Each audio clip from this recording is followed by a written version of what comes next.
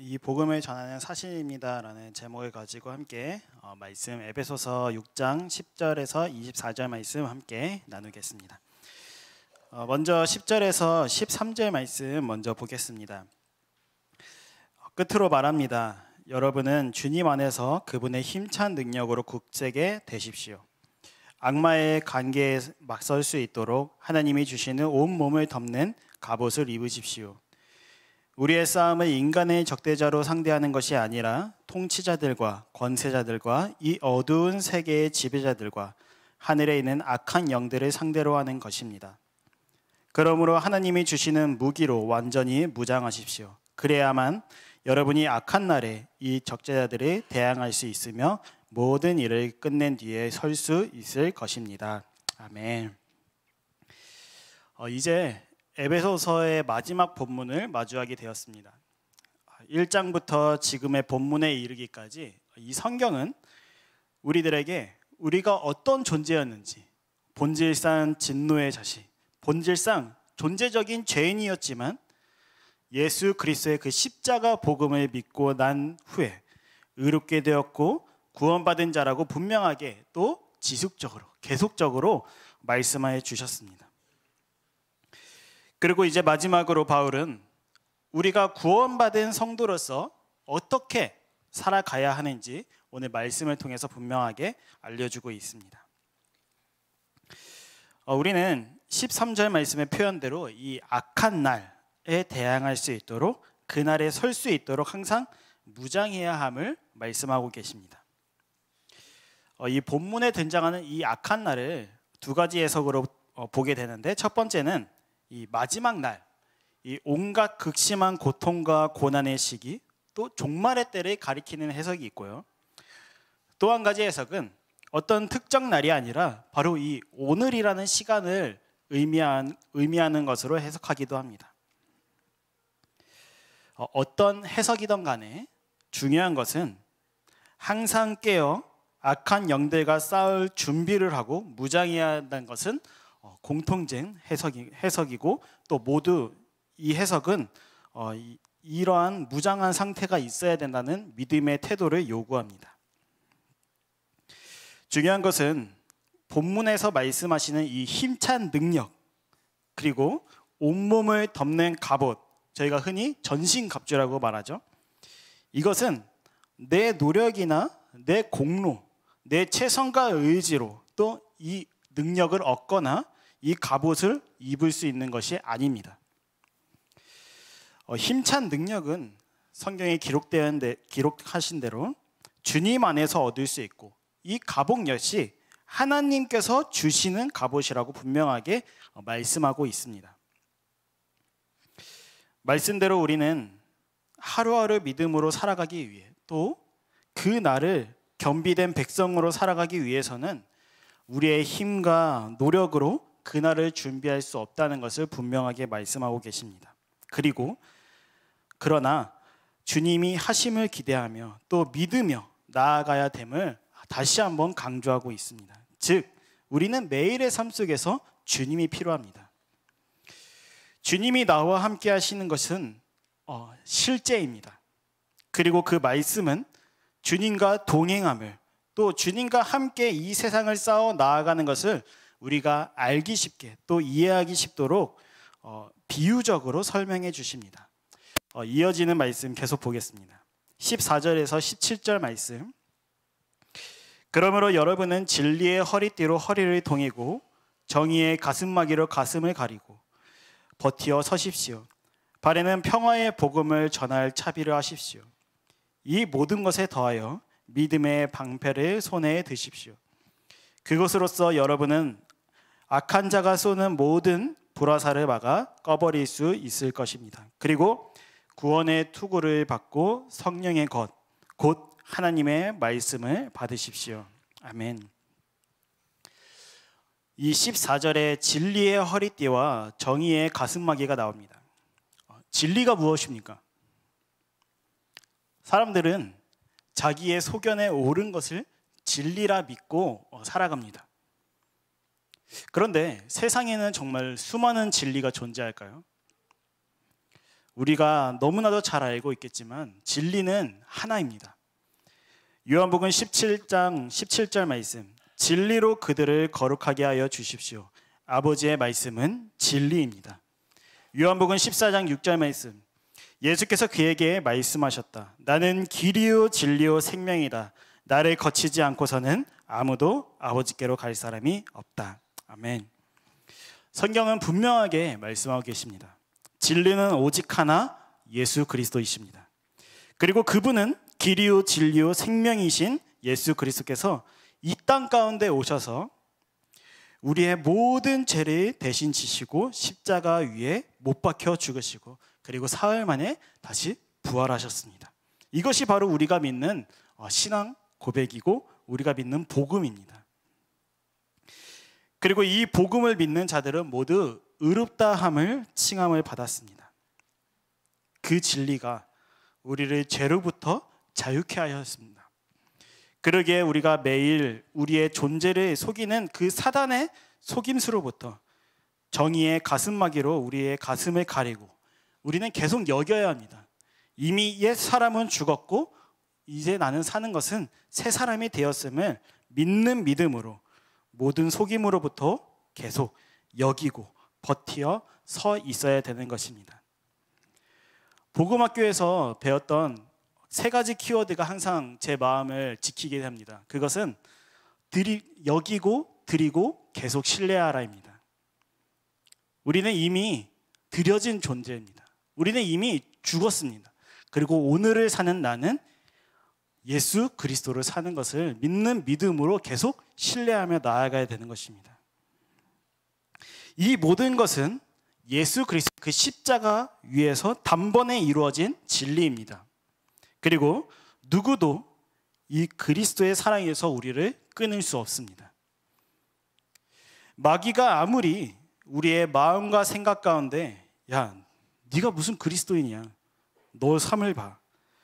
너 모습을 봐. 너 아직 죄인이잖아. 라고 속일지라도 우리는 항상 기억해야 합니다. 그리스도의 사랑에서 그 누구도 우리를 끊을 수 없습니다. 이럴 때 사용하라고 주신 것이 바로 믿음입니다. 믿음은 사용하라고 주시는 것입니다. 믿음은 쓰는 것입니다. 진리의 허리띠, 정의의 가슴막이, 또 평화의 복음의 신발, 구원의 투구는 갑옷으로 착용할 뿐 사용하는 것이 아닙니다. 그러나 방패는 적의 공격이 쏟아질 때 방패를 사용하여 모든 공격으로부터 막아낼 수 있는 것입니다. 그리고 주님께서 주신 그 믿음의 방패는 허름하거나 낡은 방패가 아니라 모든 불화살을 막고 꺼버릴 수 있는 강한 방패라는 것을 기억해야 하는 것입니다. 그러기에 예수 그리스도를 믿는다면 더 이상 주저하지 마십시오. 예수 그리스도를 믿는다면 더 이상 사탄의 속임수에 더 이상 현혹되어 이리저리 끌려다니지 마십시오. 데살로니가 전서 5장 8절에는 이 구원의 투구를 구원의 소망이라고 표현했습니다. 즉 우리는 예수님과 영원히 함께할 그날을 소망하며 오늘을 이 땅에서 믿음으로 구원받은 자로서 살아가는 것입니다. 우리가 불렀던 찬양 유일한 소망, 정말로 이게 소망이 되십니까? 영원히 주님과 함께하는 그날이 소망이 되십니까? 만약에 그날이 소망이 되신다면 오늘 이 순간 믿음으로 이 치열한 전쟁에서 싸워 나아가야 되는 것입니다. 기억해야 합니다. 우리는 구원받은 성도, 하나님의 백성들입니다. 우리의 시민권은 이 땅에 있는 것이 아니라 하늘에 있습니다. 우리는 하늘 시민권자입니다. 비록 이 땅에 살아가면서 그리스도로 인한 고난과 역경 또 핍박 가운데 있지만 표대를 향해 나아가다가 결국 그 표대, 영생의 순간을 맞이하게 될 것입니다. 그날은 반드시 맞이하게 될 것을 믿기에 그것이 우리의 위로이며 소망이며 우리가 하루하루 살아갈 수 있는 힘인 것입니다. 그리고 이 표대를 향해 나아가는 이 치열한 싸움에서 우리에게 주신 유일한 무기, 바로 성령의 검, 곧 하나님의 말씀입니다. 성도의 삶에서 하나님의 말씀은 매우 중요합니다. 이 말씀을 묵상하고 듣고 배우는 일은 성도로서 너무나도 마땅한 태도이며 너무나도 중요한 일입니다. 하나님의 말씀인 이 성경을 묵상하지 않고 하루를 살아간다는 것은 마치 전쟁터에 칼이 없이 나가는 것과 마찬가지입니다. 다른 건 다 갖추었나 한들 무기도 없이 나간다면 결국 언젠간 지쳐 쓰러져 버리고 그 싸움은 보나마나 패배로 돌아갈 것입니다. 저는 이 본문을 어릴 때 묵상했을 때 이 성경의 성령의 검이라고 했을 때 상상을 하곤 했습니다. 검에서 불이 나와서 화염검을 항상 상상하고 그 검을 항상 달라고 기도했던 제 어릴 적 추억이 생각이 났습니다. 그런데 다시 한번 말씀을 묵상하고 말씀을 보니까 화려하고 멋있는 칼을 활이 아니어도 남들이 보기에는 멋이 없어 보여도 이 하나님의 말씀은 성경에 이렇게 기록되어 있습니다. 히브리서 4장 11절 말씀. 하나님의 말씀은 살아있고 힘이 있어서 어떤 양날의 칼보다도 더 날카롭습니다. 그래서 사람 속을 꿰뚫어 혼과 영을 갈라내고 관절과 골수를 갈라놓기까지 하며 마음에 품은 생각과 의도를 밝혀냅니다. 아멘. 하나님의 말씀은 제가 상상했던 이 화염검보다도 더 날카롭고 더 강력한 무기인 것입니다. 가장 강력하고 날카로운 칼이 바로 우리가 매일 하고 있는 머스트 라이프, 바로 이 말씀이라는 것입니다. 이 하나님의 말씀은 그 누구도 알지 못하는, 또 나조차도 알지 못했던 그 제 마음속의 깊은 것까지 밝혀내는 아주 능력의 말씀입니다. 그러기에 매일 말씀 앞에 나아가 회개하며 전심으로 주님께 돌아가 주님 안에서 힘찬 능력과 하나님께서 주시는 전신갑주로 무장하여 오늘을, 매일을 담대히 살아가는 저희 모두가 되기를 소망합니다. 매일 전쟁을 치러야 한다는 이 사실이 저에게는 참 지치고 힘든 사실이었습니다. 매일 전쟁을 해야 된다고? 이 시작 전부터 너무나도 지쳤지만 무서워하실 필요가 없습니다. 지칠 필요가 없습니다. 왜냐하면 우리가 모두 알듯이 이미 예수 그리스도께서 세상을 이기셨기 때문입니다. 할렐루야. 요한일서 5장 5절 말씀은 이렇게 기록되어 있습니다. 세상을 이기는 사람은 누구입니까? 예수가 하나님의 아들이심을 믿는 사람이 아니고 누구겠습니까? 요한복음 16장 33절에는 이렇게 기록되어 있습니다. 내가 이것을 너희에게 말하는 것은 너희가 내 안에서 평안을 얻게 하려는 것이다. 너희는 세상에서 환난을 당할 것이다. 그러나 용기를 내어라. 내가 세상을 이겼다. 아멘. 성경은 분명하게 기록하고 있습니다. 주님께서 세상을 이기셨습니다. 그러기에 용기를 내십시오. 이 매일매일 치열한 이 전쟁 속에서 주님께서 이미 승리하셨기에 우리는 믿으며 나아갈 뿐입니다. 전신갑주는 결국 하나를 향해 가리키고 있습니다. 그것은 바로 예수 그리스도의 그 십자가 복음인 것입니다. 예수님의 죽으심과 부활하심이 우리의 힘찬 능력이요 하나님께서 주시는 전신갑주인 것입니다. 그 십자가 복음은 진리이며 그 진리를 믿는 자는 모두 의롭다 여김을 받으며 또 죄인에서 의인으로 거듭난 존재이기에 원래는 하나님과 원수된 사이였지만 그 복음으로 인해 예수 그리스도의 그 십자가의 공로로 인해서 하나님과 화해하고 지금은 하나님과 사랑과 기쁨의 교제를 누릴 수 있는 하나님의 백성이 되었음을 기억해야 합니다. 그리고 성화의 삶을 살아가면서 하나님의 말씀을 믿으며 표대를 향해 나아가 승리의 기쁨을 누리는 이 복음이야말로 우리가 끝까지 붙잡아야 할 소망인 것입니다. 사랑하는 여러분, 예수님께서 세상을 이기셨습니다. 이것이 우리의 위로가 되십니까? 이것이 바로 우리의 힘이 되십니까? 이것이 우리의 매일의 삶의 원동력이 되십니까?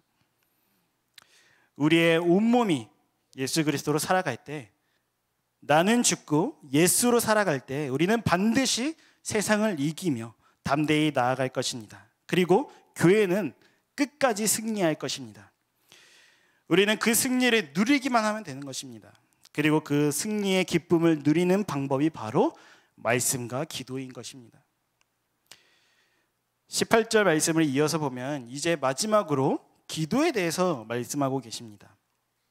18절 말씀, 온갖 기도와 간구로 언제나 성령 안에서 기도하십시오.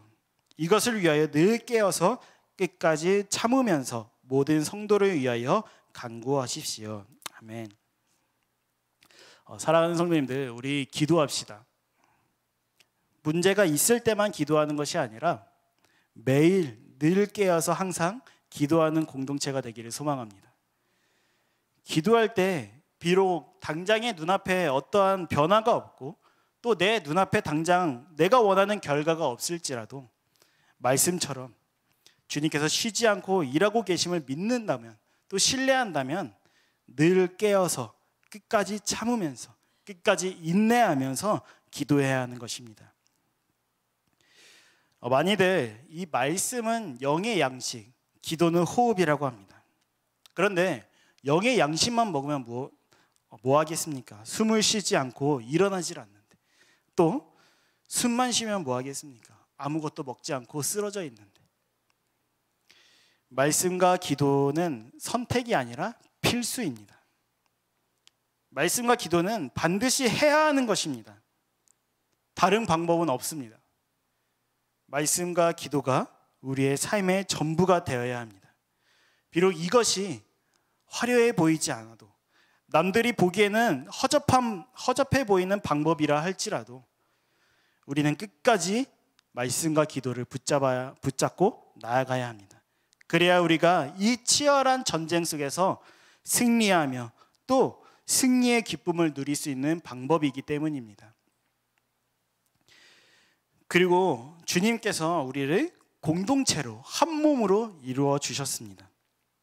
우리가 함께 승리하며 그 기쁨을 누리며 나아갈 수 있도록 우리 서로 합심하여 또 같은 마음으로 또 같은 뜻을 가지고 서로를 위해 기도하는 공동체가 되기를 소망합니다. 왜냐하면 우리는 서로 너무나도 연약합니다.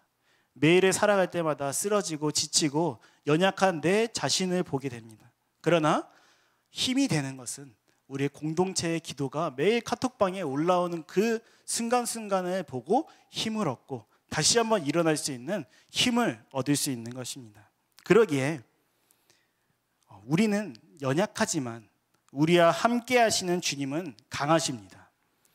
우리와 함께 서로를 위해 기도한다면 한 마음 한 뜻으로 표대를 향해 나아가는 우리 머스트 공동체가 되기를 간절히 기도하며 또 소망합니다. 이어지는 말씀 19절에서 20절 말씀 보겠습니다. 또 나를 위하여 기도하기를 내가 입을 열 때에 하나님께서 말씀을 주셔서 담대하게 복음의 비밀을 알릴 수 있게 해달라고 하십시오. 나는 사슬에 매어 있으나 이 복음을 전하는 사신입니다. 이런 형편에서도 내가 마땅히 해야 할 말을 담대하게 말할 수 있게 기도하여 주십시오. 아멘. 바울의 현 상황은 감옥에 갇혀 있는 상태입니다. 빌립보서에서도 봤듯이 역시 감옥에 갇힌 상태에서 기록되었듯이 에베소서도 감옥에서 갇힌 상태에서 기록된 편지입니다. 바울도 우리와 같은 성정을 가진 사람입니다. 그도 완전할 수 없었고 그도 완벽할 수 없었던 은혜 입은 죄인입니다. 그러나 은혜 입은 죄인의 마땅한 기도를 바울의 기도를 통해서 볼 수 있습니다. 감옥에 갇혀 억울한 옥살이를 하고 있는 바울 자신의 이 억울함을 풀어달라고, 이 옥에서 꺼내달라고 기도를 부탁하는 것이 아니라 그의 기도 제목은 이러한 상황 속에서도 복음을 담대히 전할 수 있도록 기도를 부탁했다는 것입니다. 제 얘기를 잠깐 하면 회사에 있으면서 간간히 이런 신앙생활의 고민들을 털어놓는 분들이 계십니다. 그런데 어느 날 어떤 분께서 하나님께 부자가 되게 해달라고 기도를 하는데 더 힘들어지게 하고, 또 다른 교회 다니는 성도님을 봤는데 승승장구하는 모습을 볼 때마다 회의감을 든다고 이런 얘기를 꺼내시더라고요. 왜 갑자기 그런 얘기를 꺼내신지 모르겠지만 갑자기 퇴근 전에 그런 얘기를 꺼내셨는데 그러면서 어떤 한 성경 구절을 인용하셨는데, 그것은 마태복음 6장 33절 말씀인데, 이 모든 것을 너희에게 더하여 주실 것이다, 이런 말씀이었어요. 그분은 모태신앙이었고 말씀을 그래도 아는 분이었습니다. 그런데 이 모든 것을 나에게 더해 주신다는데 왜 더 힘들어지게 하냐라는 질문이었습니다. 그런데 가만히 생각해 보니까 이 말씀이 생략된 것을 깨닫게 하셨고 기억나게 하셨습니다. 그 앞에는 이렇게 말씀이 기록되어 있습니다. 마태복음 6장 33절 말씀. 너희는 먼저 하나님 나라와 그 하나님의 의를 구하여라. 그리하면 이 모든 것을 너희에게 더하여 주실 것이다. 아멘. 그런데 순간적으로 이 말씀이 생각나다 하더라도 그분은 저보다 상사입니다. 상상부께 담대히 전하고 싶지만 쉽게 입이 떨어지지 않았습니다. 그래서 제 마음속에 여러 가지 생각이 들었습니다. 대충 이 호응만 해줄까? 아니면 그냥 좋은 말로 과장님도 채워주실 거예요, 기다려보세요 라고 넘어갈까? 참 많은 고민들이 제 안에 있었습니다. 그 순간 제가 할 수 있었던 건 하나님께 기도하는 거였고, 제 입술을 열어 담대하게 나눌 수 있도록 하나님께 도움을 구하는 거였습니다. 그래서 제 입술을 열어 담대하게 나누게 하셨습니다. 그리고 그 말씀에 대해 나누고, 결국 나의 욕심과 나의 배부른 기도가 아닌 먼저 하나님의 나라와 하나님의 의를 구하는 기도가 먼저 선행되어야 함을 얘기해 드리고, 그리고 내게 주신 것 안에서 감사하며 하나님께서는 가장 좋은 것만 주시는 분임을 얘기해 드렸더니 원하는 대답이 아니었는지 표정이 그렇게 썩 좋진 않았습니다. 사랑하는 여러분, 결과가 어떠하든 간에 우리는 복음을 분명하게 전해야 됩니다. 더욱더 날선 복음을 전해야 됩니다. 사람들이 극단적이라고 말하지만 우리는 더욱더 날카롭게, 더욱더 날선 복음을 외쳐야 할 복음의 사신들입니다. 내가 복음을 전하기 편한 상대도 있지만 복음을 전할 때 분명 불편해야 한다는 것을 알고 복음을 전하기 꺼려한 사람들도 있을 것입니다. 그러나 우리는 오늘 설교의 제목처럼 예수 그리스도의 복음을 믿기에, 복음의 빚진 자이기에 우리 모두 다 이 복음을 전하는 사신입니다. 이 복음이 무슨 복음입니까? 에베소서 1장부터 지금까지 선포했던 죄인인 나를 위해 예수 그리스도의 십자가 복음인 것입니다. 예수님께서 생명을 내어주신 나를 살린 생명의 복음인 것입니다. 그것이 감옥이든 직장이든 가정이든 어디든 상관없이 내게 허락하신 그곳에서 복음을 전하는 것이 우리의 사명인 것입니다. 그리고 이 일을 위해 공동체가 서로 기도하며 주님 다시 오실 그날까지 믿음으로 굳건히 서야 하는 것이 바로 그리스도인의 마땅한 태도인 것입니다. 힘겹겠지만 기쁨으로 그 복음을 전하는 일에 우리의 전부를 드리며 우리가 믿음 다해 살아갈 때 우리는 세상이 줄 수 없는 평안과 위로가 우리 마음가에 임하게 될 것을 누리게 될 것입니다. 그리고 우리가 서로 주님이 하신 일들을 더욱 풍성하게 나눌 때 우리 공동체 안에서 더욱 풍성한 은혜를 누리게 될 것입니다.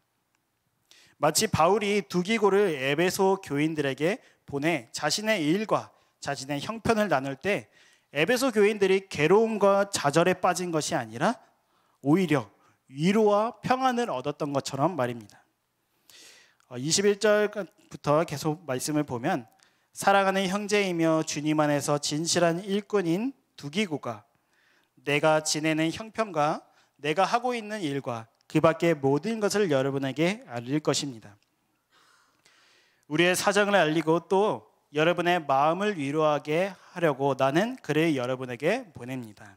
아멘. 우리 공동체도 함께 동역하고 있는 선교사님들이 계십니다. 그리고 선교사님들은 이국 땅에서 복음을 전할 때마다 때때마다 기도 제목을 요청하시면서 자신의 형편과 하시는 사역을 나눠주시기도 합니다.